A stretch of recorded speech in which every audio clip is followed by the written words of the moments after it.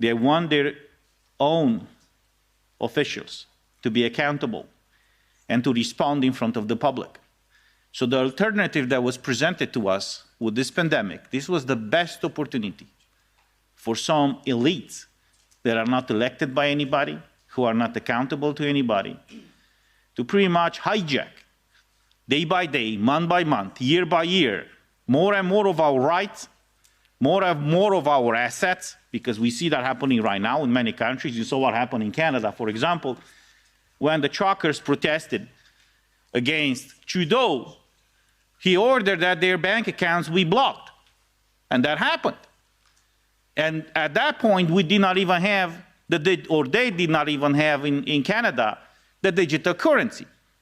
Imagine what will happen when on your phone you will have the digital wallet, the digital currency, the digital certificate. So we saw what happened. And now just imagine in your worst case scenario what will happen if we allow the WHO to have so much power over our states, over our governments, our elected officials, and even over our judiciary. Because over the years, over the centuries, I would say, when the modern state was developed, we had the so-called separation of power in the state. You had what we have, the executive power, legislative power, and the judicial power. And the reason why the power was split among three different powers in the state was that the individual rights of every person be protected, be safeguarded.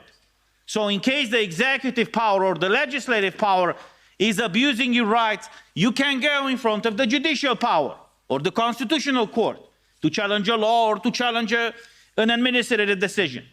Now imagine what would happen if all of this decisional power would be passed over to WHO. Can they stay in court?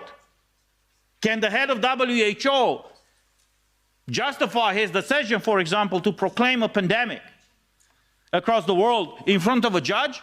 Because they can't right now. So the biggest threat that we are facing right now is a threat to our national sovereignty, to the supremacy of our constitutions, and implicitly, unfortunately, to our fundamental rights.